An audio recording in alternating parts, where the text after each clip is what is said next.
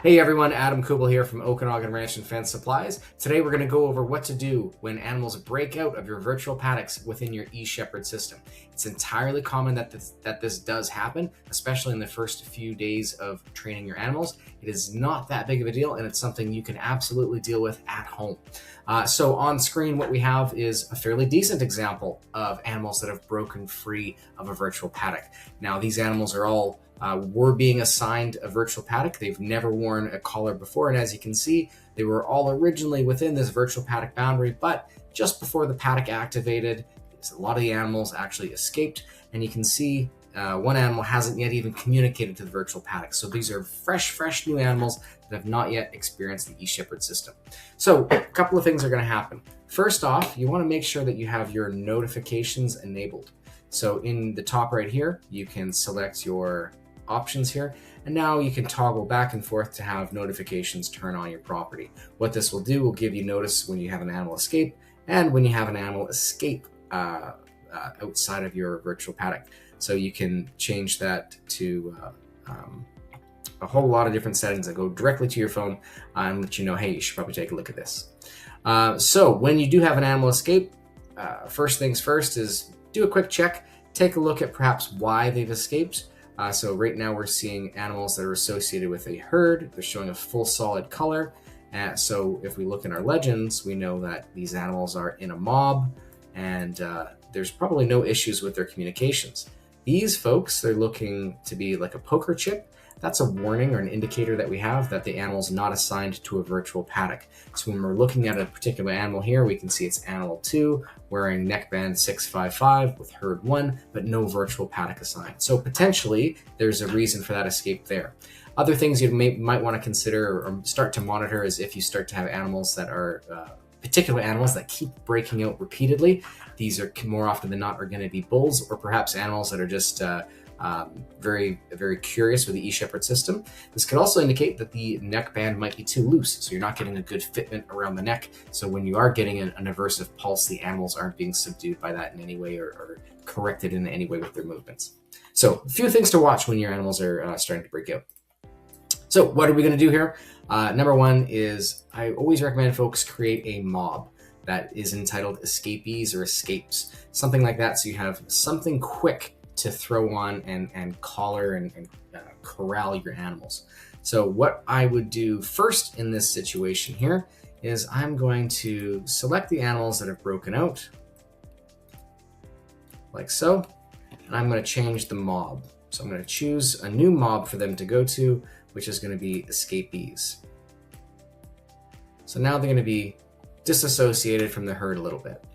Next thing I'm going to do is I want to bring them back into this herd. So what I'm going to do is select my virtual paddock by just hovering on the line. I'm going to select copy. And now I'm going to increase the boundary of the virtual paddock. Just like that. Okay. So now what I'll do is I'll call this escapes. And I'll give it the date. This is helpful, or I find, partially because you start to understand the dates, of course, when things are escaping, but it just makes managing your virtual paddocks a little bit easier if you're able to have appropriate names for things. So regardless if your animals are escaping or not, best practice is put on a naming convention. Now, with these animals here, I can do a couple of things. Instead of giving them all of this access to the southern portion here, I might be able to suck it up a little bit like that. And now they've got the ability to basically enter back in to the original virtual paddock without getting as much real estate or treading on as much ground. So I'm going to hit save.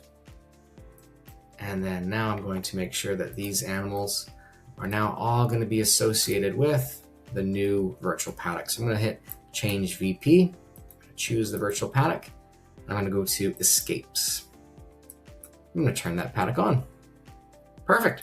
So now what's going to happen is we've got a portion of the animals that are in the escapes group and a portion that are in the original herd. What's going to happen is these purple folks won't be able to cross, and these red folks will now be able to cross back over into the original virtual paddock area. So this will basically allow the animals to free move to get back into the original containment area and not get any further. Next steps you would want to do is just watch and monitor for when all of the red animals are more or less associated with that original herd, and then you do the exact same process but in reverse. So now we would find the animals, group them, change their mob to whatever mob we want, which would be herd 1 in this case, and then once I've done that, I would change their virtual paddock to virtual paddock 2 in this case. So then I would bring them back in through that level of control. You will experience escapees at some point, so this is more or less the approach to deal with it. This whole process, I should say, for the communications to come online is going to take about 30 to 40 minutes. So though we have changed the herd instantaneously, it's going to take about 30 to 40 minutes for those communications from the caller to the new virtual paddock to click in or to check in. So it's not going to be an immediate thing. Your animals could still break out even further. So nice to get a little bit more buffer than I've got here. At the time of the evening that I'm doing this, it's 9 o'clock, so the animals are probably getting ready for a bit of a rest. I don't think we're going to have a whole lot more movement than we have currently. So I'm probably fine here, but in other situations, you might want to get a bit more of a buffer zone for the animals as well, so that they can't leak out any further outside of your containment area or your virtual paddock. That's the primary method for containing animals. The other thing to be aware of is once your animals are well trained, and what that means is once your animals start to show a audio to tone ratio, I'm just going to show what that looks like in practice. An audio to tone ratio of around around 90%. So what this means is on this particular animal, 79% of the time, they're being contained by the audio tone alone without the electric pulse. On this animal, 96% of the time, it's audio tone, 93, etc. So what this is telling us is these animals are really well trained and they're going to only be contained by the audio tones alone. So they're not actually even getting an electric pulse the majority of the time. Once your animals hit around the 90% mark for the ratio, and you've got about 90% of your herd sitting at this point, we can discuss enabling a feature called return to paddock. So what that is it is a feature embedded in the collar that basically removes the need for you to draw a virtual paddock as we just did on these escapees. So what would happen is if a particular animal crossed that boundary, the return to paddock feature would turn on. And if that animal started to move any way further south in this particular example, in 180 degrees in any direction, or 180 degrees south from the original virtual paddock or away from the original virtual paddock, they will receive an audio tone and electric stimulus, which once they're trained, they'll know means turn around or go the other way. So as they meander back to the virtual paddock, they will receive no stimulus at all. As they try to move further away, they'll get a corrective stimulus telling them to turn around gently. So once an animal is really well trained, they'll just know to start to walk their way back until they stop getting an aversive stimulus. Once they cross through the VP boundary again, the VP comes back online and the animal is now fully contained within the original boundaries that were set off. So it's a great feature, but it is a feature that we really only want to use once your animals are fully trained to avoid any undue harm or a potential panic situation for an animal that just doesn't quite know the system yet. So do watch for when your animals hit that 90% mark and when about 90% of your herd has that. And then we can talk about other options for containing your animals or escapees a lot easier than having to corral them virtually as I've just done.